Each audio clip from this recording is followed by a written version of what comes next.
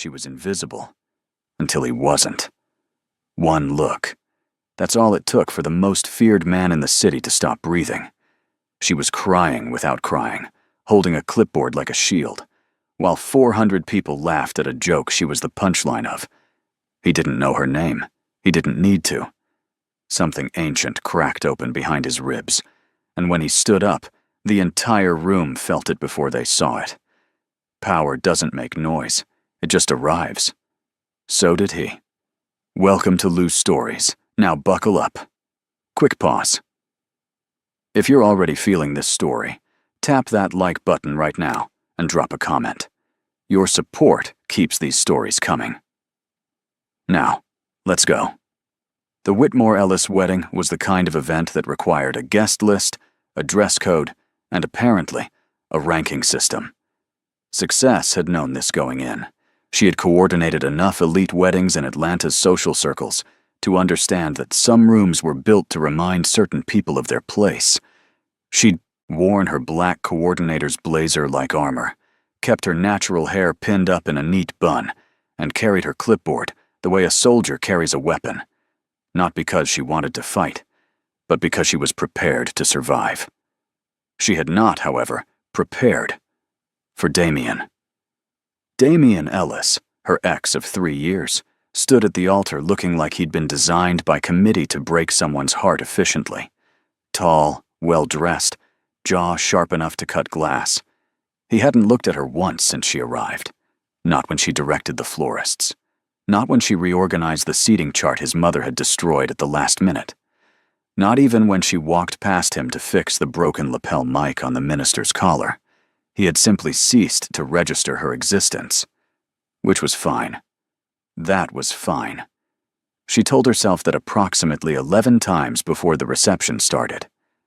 The ballroom at the Whitmore estate was a cathedral of old money. Vaulted ceilings, crystal, chandeliers, white roses drowning every surface. Success moved through it like water, quiet and purposeful, solving problems before anyone noticed they existed. She was refilling the escort card table when she first heard the laughter. It came from a cluster of women near the champagne tower. Damien's new bride, Camille, holding court in $4,000 worth of Vera Wang, surrounded by friends who laughed on cue like a laugh track. Camille had the particular beauty of a woman who had never once been told no, and she deployed it like a weapon. "I heard she used to date Damien," one of the women whispered, not quite quietly enough. "Her?" Camille's voice carried the gentle devastation of a person who doesn't need to raise it. "Oh, darling, some women are just background characters in other people's love stories. You almost feel sorry for them." She paused. Almost. The laughter that followed was low, practiced, perfect. Success did not look up from the escort cards. She sorted them by table number. Her hands were steady, her jaw was tight, and her eyes, dark, deep, and unflinching, stayed absolutely dry. She would not give them a single tear. Not one. What she didn't know, what none of them knew, was that at table 1, the most exclusive seat in the room, a man had been watching her for the last 40 minutes. Not Camille, not Damien, not the laughing women. Her. Choi Tae-yoon didn't attend weddings. He had been invited to this one because Marcus Whitmore owed him a debt that couldn't be repaid in cash, and attending his daughter's wedding was the socially acceptable currency Marcus had offered.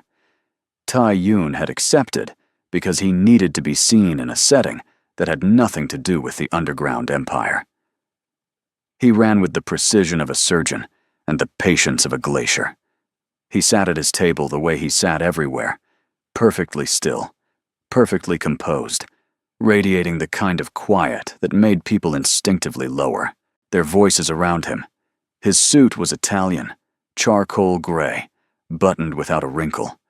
His hands rested on the table. His dark eyes were steady.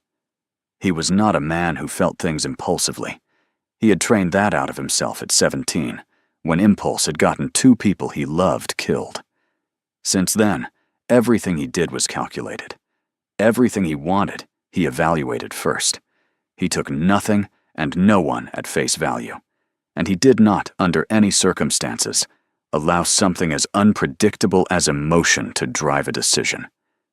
And yet, he had noticed her the moment she walked in, not because she was loud, not because she demanded it, but because she moved through chaos with a stillness that matched his own. And in a room full of people performing happiness, she was the only one who looked real. He had watched her fix 12 things in 40 minutes without being thanked for a single one. He had watched the bride's eyes slide over her like she was furniture.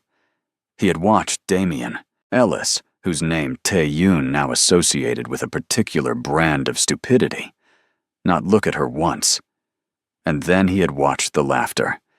He had seen her hands still on the escort cards, had seen the slight tightening of her jaw, had seen the way she lifted her chin by exactly 2 degrees, not in arrogance, but in the specific way a person lifts their chin when they are refusing to drown.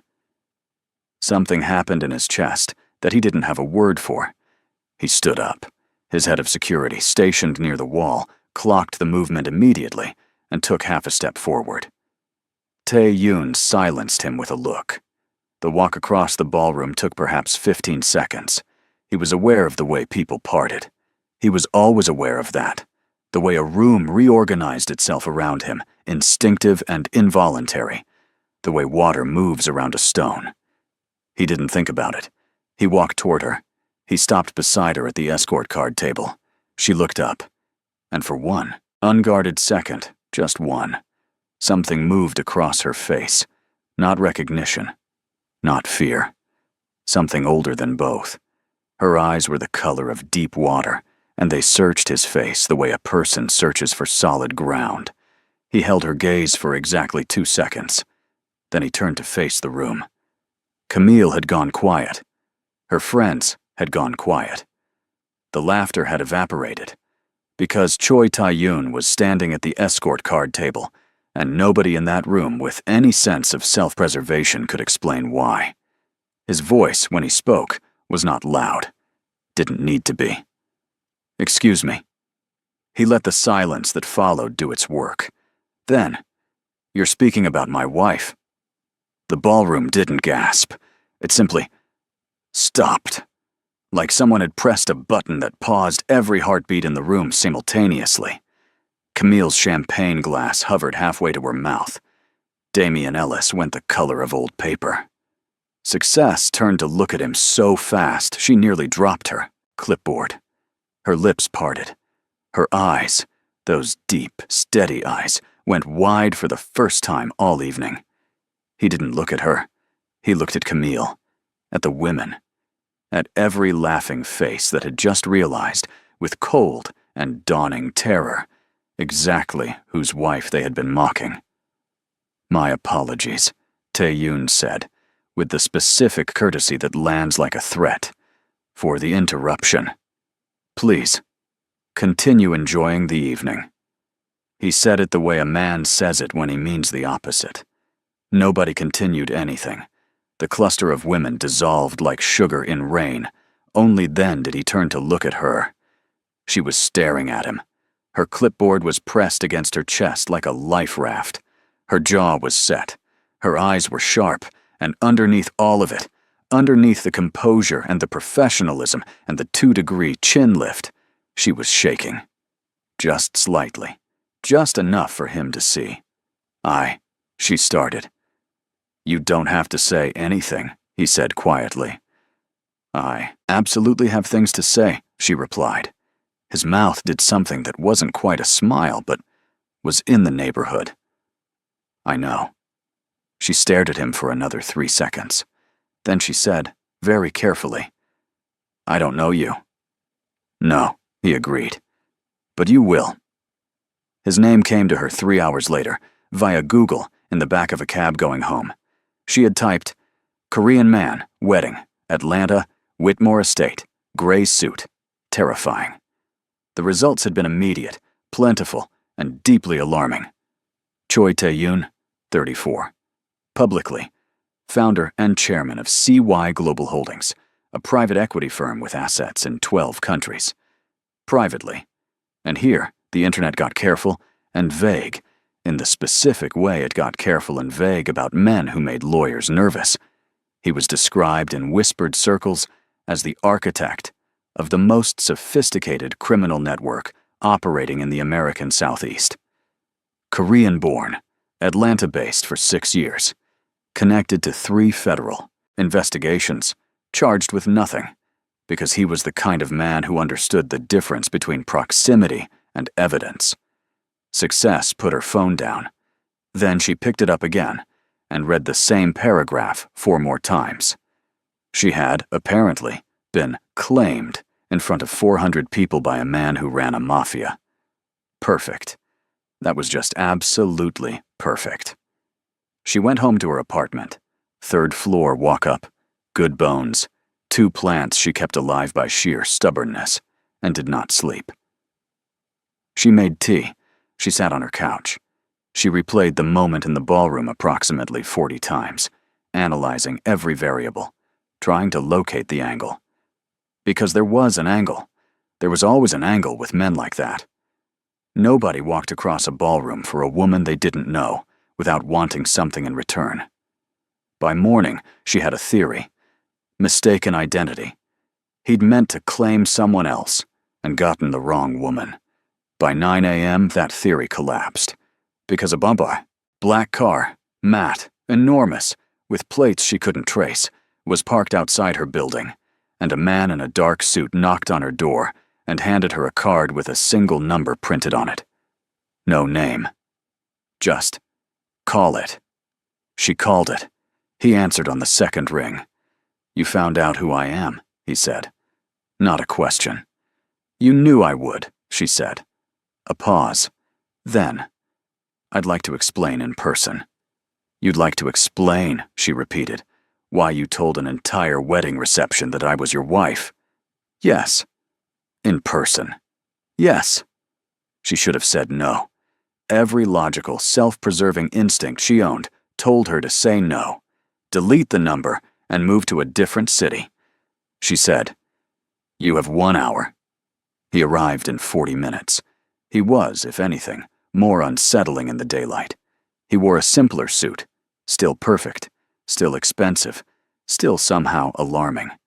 And he sat across from her in her small living room, like a man completely unbothered by the fact that he was in a 3rd-floor walk-up with a succulent named Gerald on the windowsill. He told her the truth. She respected that, even as it frightened her. His enemies had become creative. 3 attempts on his life in 2 months. Federal investigators watching his business movements. The cleanest cover he could construct, one that would redirect both, was a wife, an American woman, someone warm and real and unconnected to his world, someone who would make him look like a man building a life rather than a man running an empire. He needed a contract. 6 months. She would appear at select public events as his wife. She would have access to a private residence, a full security detail, a monthly allowance that made her breath catch when he named it, and when the 6 months ended, a clean, quiet dissolution, no strings, no danger, and a sum of money that would let her start her own events, firm debt-free. In return, she would ask no questions he didn't want to answer. Success looked at him for a long time, at the careful stillness of him, at the hands resting on his knees, at the dark eyes that gave nothing away, and somehow still felt, beneath all of it, like they were giving her something. Why me specifically? She asked. Because, he said, you stood in a room full of people who treated you like you were nothing, and you didn't break. You just held. He paused. I need someone who holds. She should have still said no. She said, I have conditions. His eyes shifted. Something that might have been approval moved through them. Tell me. 3 days later, she moved into the penthouse. It was not what she expected. She had expected cold, marble and glass, and the aesthetic of a man who had evacuated his humanity for efficiency. Instead, It was warm in the specific way of spaces that have been curated by someone with taste and a complicated relationship with comfort. There were books, real ones, worn ones, with cracked spines. There was a kitchen with actual groceries in it. There was a balcony that looked out over the city like the city had been arranged for viewing. She had her own wing, her own entrance, a security detail she didn't ask for and couldn't shake. And Tae-yoon, who was present in the apartment roughly 40% of the time, at hours that suggested a schedule entirely governed by his own logic, was, at all times, precisely and deliberately respectful. He did not push. He did not hover. He showed up for the 3 public appearances they'd scheduled in the first month, stood beside her in a way that made photographers lose their professionalism entirely, introduced her to people who looked at her with the wide eyes of people recalibrating everything they thought they knew about Choi Tae-yoon, and then drove her home in silence that was, somehow, not uncomfortable. She started to find this more alarming than the contract. A man could be dangerous and obvious about it. That was manageable. This was something else.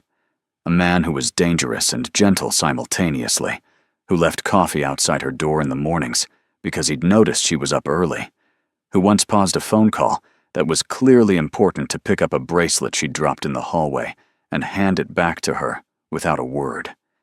He was dismantling her defenses one small, quiet act at a time, and she wasn't sure he was even doing it on purpose. The first real fracture came in week 5. Quick pause. If this story has you hooked, tap like and drop your thoughts below. Now, back to the story. His name was Brandon.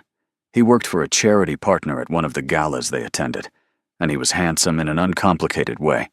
Warm smile, open face, the kind of man who made conversation feel easy. He talked to Success for 20 minutes near the bar, while Tae-yoon was across the room being briefed by his security chief. He made her laugh twice. He asked for her number with a sincerity that was almost disarming. She was explaining, carefully, without revealing anything, that she was unavailable when she felt it. Not a sound, not a touch, just a shift in the air, the specific atmospheric change of a room adjusting around a presence. Tae-yoon stood 3 feet away. He had materialized without sound or warning, and he stood there holding 2 glasses of champagne with the particular stillness of a man exercising extraordinary self-control.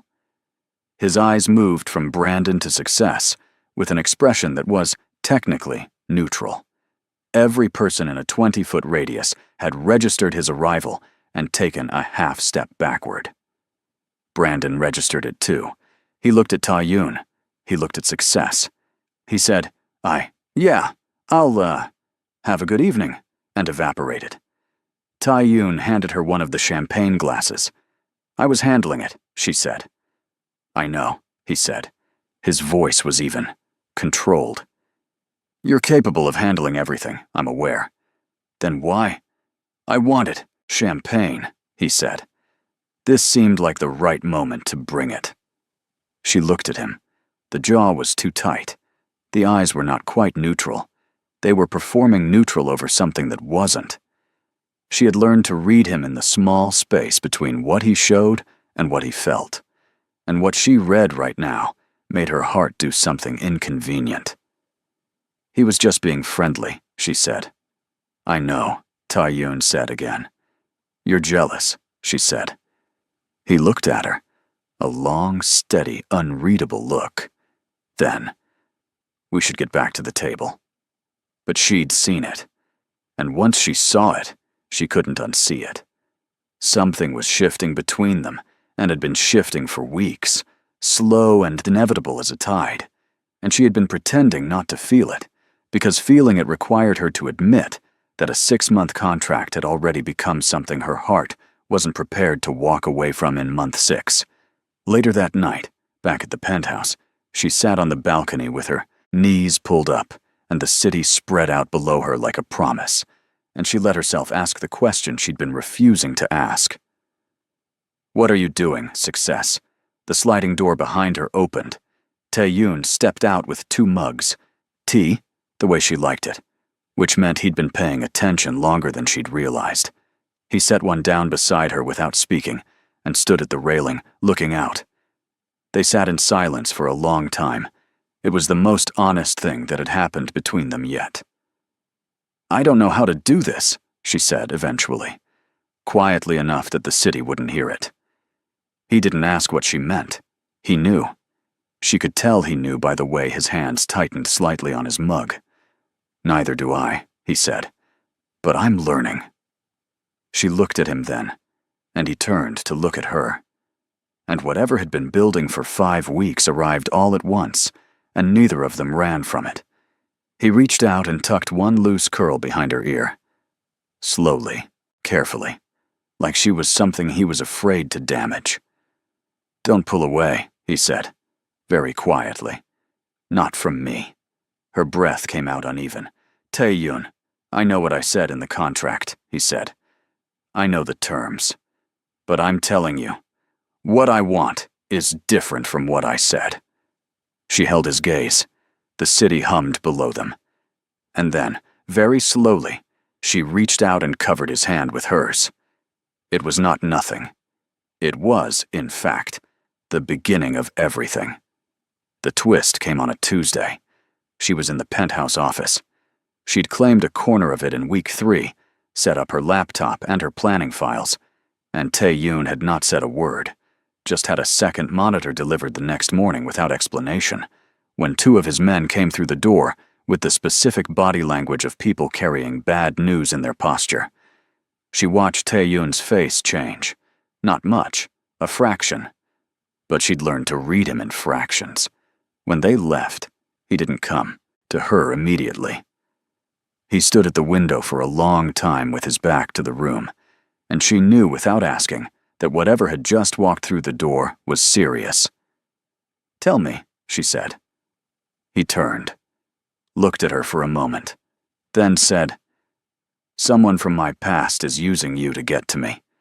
Her stomach dropped. "How?"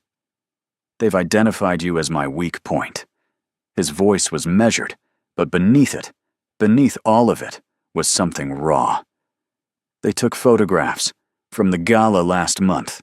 They know you're not. They know the arrangement started as a contract." He stopped. "They're going to try to use you, either to draw me out or to humiliate you publicly and destabilize the cover story." She absorbed this. "So the cover story is already compromised," she said. "Yes. Which means the contract is." "The contract," he said very quietly, "was over for me 3 weeks ago. I just hadn't said it yet." The room was very still. She looked at him across the space. This man who had walked into the worst night of her year and remade it into something she still couldn't fully name. Who made her coffee and brought tea and stood between her and every room that tried to diminish her. Who looked at her like she was the only fixed point in a world that kept shifting under his feet. She'd been waiting for him to pull back, for the arrangement to calcify into business, for the careful, correct distance to reassert itself. It hadn't. "Tae-yoon," she started. "You should leave," he said. Not coldly. Worse than coldly. Carefully, like he was protecting her from a decision she'd regret. "The security risk is real. If you go back to your apartment tonight, quietly, I can manage the narrative." "Stop."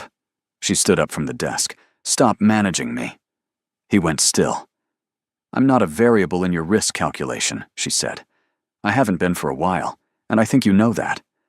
She crossed the room until she was close enough to see the tension in his jaw, the carefully maintained composure that was fraying at the edges, the dark eyes that were not, by any stretch of honesty, neutral. "You want me to leave so you can feel like you protected me, but you don't get to decide that for me." He was looking at her the way he had the first night on the balcony, like she was something that surprised him down to the foundation. "You understand what my life is," he said, "what staying means." "I understand what leaving means," she said, "and I'm not doing it." He reached for her then, one hand raised, his thumb brushing her cheekbone, with the focused tenderness of a man who had not been gentle with anything in years, except this one person, in this one space. Success, he said. Just her name. Just like that. She leaned into his hand. What followed was quiet and certain, and theirs, and it belonged to no one else. The threat materialized 3 days later. She was leaving her old apartment. She'd gone back to retrieve the last of her things, against the explicit recommendation of his security detail, because she was a woman who made her own choices, when they grabbed her. 2 men. A black van. Professional. Efficient. Terrifying. She had 6 seconds between the moment she realized what was happening and the moment the door closed, and she used them well. She dropped her phone screen up on the sidewalk, activated the tracking app Tae-yoon had installed in week 1, and memorized the street. Then the door closed, and she sat in the dark, and she was afraid, genuinely, viscerally afraid. But she was also steady. She had been steady in harder rooms than this. She thought about the way he'd said her name. She thought, he will come. Tae-yoon's phone lit up at 4:47 p.m. The tracking signal. Her location. Moving. What happened in the next 4 hours was not something that appeared in any newspaper, any police report, or any publicly accessible record. It was the kind of event that happened in the negative space of the city, the part that existed beneath the official version of things, governed by its own rules, its own consequences, its own swift and absolute justice. What mattered was this. He came. He did not send people and wait. He came. When the warehouse door opened, and she saw him, saw the precise fury barely contained behind the composure, saw the way his eyes found her across the room, and something in his whole body unlocked at the sight of her. She understood something that no contract had ever been able to capture. This was not a man who had claimed her for strategy. This was a man who would burn things down to get her back. Later. Much later. In the car, heading back to the penthouse, she sat in the back seat beside him and shook, not from fear now, but from the release of it, the letting go of all the steadiness she'd maintained for 4 hours alone in the dark. He put his arm around her without speaking. She pressed her face against his shoulder. Neither of them said anything for a long time. I was steady, she said eventually, quietly against the fabric of his jacket. I know, he said. His voice was rough in a way she'd never heard from him. You're always steady. A pause. That doesn't mean I wasn't terrified. She looked up at him. He looked down at her. I don't want 6 months, he said. I don't want a contract. I don't want a narrative or a cover story, or any of the things I told you this was. His jaw was tight. His eyes were as unguarded as she had ever seen them, stripped of the control, the composure, the careful neutrality. I want you. Specifically. Completely. With full awareness of what my life is, and full intention to build something with you that belongs to neither of us alone. He paused. I know that's not what you signed up for. Tae-yoon, she said softly. You don't have to. I know I don't have to, she said. But I want to. She sat up. She looked at him straight on, the way she looked at every hard thing, without flinching. I want you too, terrifyingly, despite extremely good judgment. His mouth curved, the real version, not the almost smile from the wedding night, but something full and rare and completely unguarded. He reached into his jacket pocket. She stopped breathing. It was not a ring, not yet. It was a key. Simple, silver, ordinary looking. He held it out to her on his palm. To the penthouse, he said. Your copy. Not the guest key. Mine. My actual key. He looked at her steadily. I want you to come home to it. She looked at the key for a long moment. Then she picked it up. And for the first time since the worst night of her professional year, since the ballroom and the laughter and the moment a powerful, unfathomable man had walked across a room and changed the entire shape of her life, Success smiled. Fully, freely, without performing it for anyone. He watched her do it like it was the most significant thing he had ever witnessed. 6 months later, the original contract term, which they had both long since stopped counting, she stood in a small, private ceremony in the penthouse, with the city visible through the floor-to-ceiling windows and a handful of the people they trusted most, and she married Choi Tae-yoon. Not for cover, not for strategy, not for protection, or money, or revenge against a room full of people who had called her a background character. She married him because she had chosen him, because he had chosen her, because some things, once they are real, refuse to be anything less. Damian Ellis saw the photograph. There was only one, taken by a friend, shared privately, and recognized her. And whatever he felt about it moved through him quietly and alone, unwitnessed by anyone, because that was the nature of things you only understand after it's too late. Camille said nothing. She had been saying nothing since the ballroom. That particular silence had weight. 11 months after the wedding, on a morning when the Atlanta skyline was going gold outside their window, Success found the small white box in the bathroom and sat on the edge of the tub and stared at the result for a long time. Then she went to find him.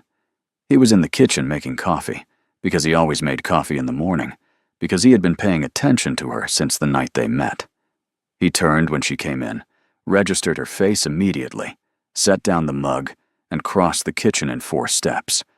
She held out the test without speaking. He looked at it. Then he looked at her.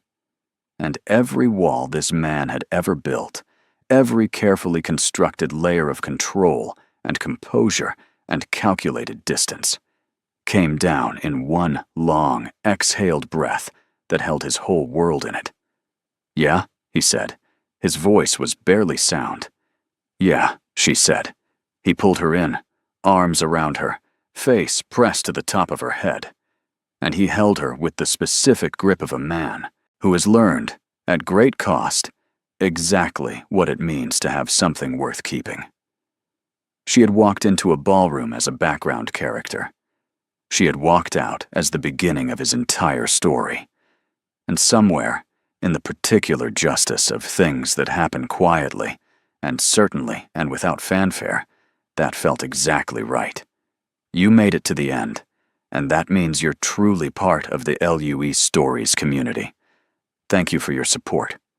Like the video, drop your thoughts in the comments. I'll be replying as always. And stay subscribed, because the next story is already waiting for you.